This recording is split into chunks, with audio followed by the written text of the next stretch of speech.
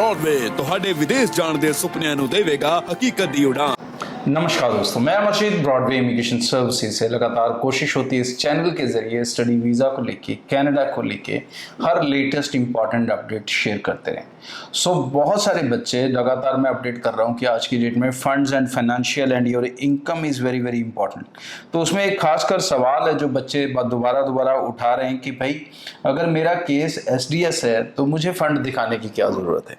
तो पहले तो जाके दोस्तों मैं कहूँगा कि आप एसडीएस की कंडीशंस पढ़ें।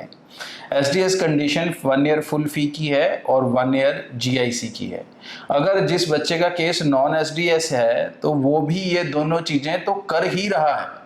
वो इसलिए नॉन एसडीएस तो है नहीं कि उसने 1 ईयर की फीस नहीं दी। So everybody done that. उसके बाद भी हाई कमीशन का जो कंसर्न है आफ्टर कोविड, और ख़ास करके जब आपके जो प्रोफेशंस होते हैं वो इतने स्ट्रॉन्ग नहीं होते। मान लो कि किसी के कोई बंदा अपने फादर की प्राइवेट जॉब दिखा रहा है, उसमें कोई फार्मिंग दिखा रहा है, और ये सब चीज़ों को इस्टेब्लिश करने के लिए कि आप फाइनेंशियली अपनी कंट्री में स्ट्रॉन्ग हो, उसके एविडेंस सिर्फ 2 तरीके से हो सकते हैं। 1 is a income tax returns, क्योंकि जो आप फार्मिंग के जे फॉर्म या और कुछ दिखाने की कोशिश करोगे या तहसीलदार इनकम सर्टिफिकेट बनाओगे, उनकी कोई स्टैंडिंग वहाँ पे नहीं है। और सबसे रबिश डॉक्यूमेंट जो ज़्यादातर कंसल्टेंट लगा रहे हैं दैट इज़ सीए रिपोर्ट, जिसकी बिल्कुल भी कोई वैल्यू नहीं है। हाई कमीशन को कंसर्न है कि आप यहाँ पर फाइनेंशियली कितने स्ट्रॉन्ग हैं, तो उसके लिए वो ट्रस्ट करते हैं सिर्फ इनकम टैक्स रिटर्न्स के ऊपर। दैट इज़ वाई वो रिटर्न्स दिखानी ज़रूरी है। अब वो रिटर्न्स कितनी वैल्यू तक की हैं और रिटर्न्स में आपके फैमिली का क्या प्रोफेशन है उसके अकॉर्डिंग, और प्लस आपका कोर्स 1 साल का है या 2 साल का, इन 2 चीज़ों के ऊपर निर्भर करेगा कि आपको फंड्स दिखाने की ज़रूरत है या नहीं है। बट अगर 1 साल का है तो आपको फंड्स ना भी दिखाएं, इनकम दिखा दी सफिशेंट है। बट अगर आपका कोर्स 2 साल का है तो हम ये रिस्क नहीं ले सकते कि फंड दिखाने या नहीं दिखाने। वी ऑलवेज एडवाइज कि अगर आपके पास हैं तो वो दिखाओ, क्योंकि 7 बैंड वाले स्टूडेंट्स को, 7.5 बैंड वाले स्टूडेंट्स को रिफ्यूजल्स लगे हैं ड्यू टू फाइनेंशियल्स। इस चीज़ को समझें।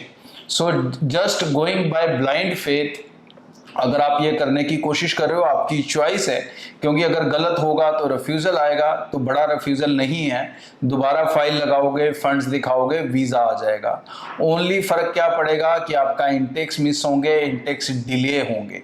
अगर एक अच्छी और स्ट्रॉन्ग फाइल लगाना चाहते हैं तो ये समझें कि Canada is very much bothered, और ख़ासकर जो फार्मर बैकग्राउंड से हैं, एग्रीकल्चर बैकग्राउंड से हैं, जो एग्रीकल्चरिस्ट इतना बड़ा एजिटेशन कर चुके हैं that they are not in financial position.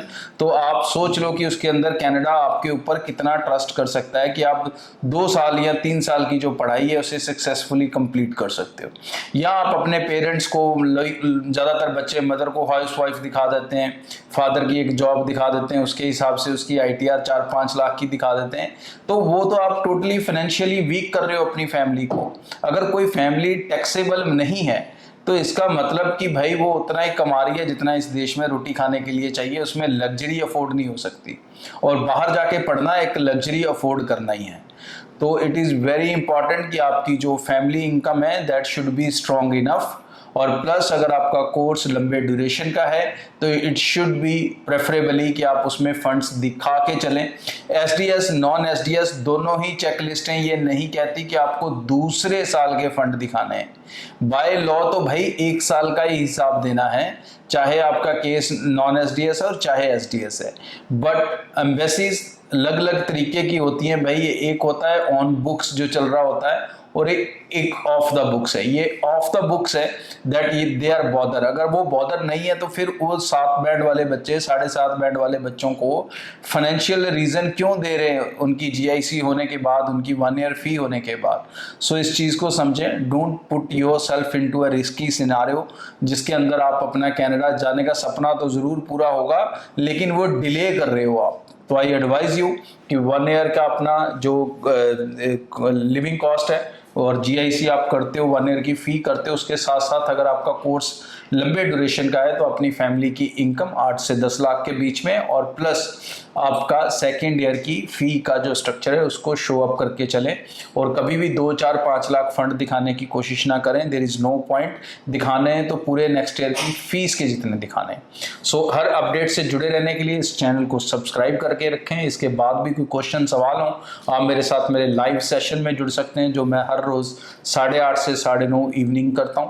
और हमारे ऑफिसेस नॉर्थ इंडिया में काफ़ी जगह हैं, सो आप टीम से मिलकर भी अपने डाउट्स और कन्फ्यूजन्स को दूर कर सकते हैं।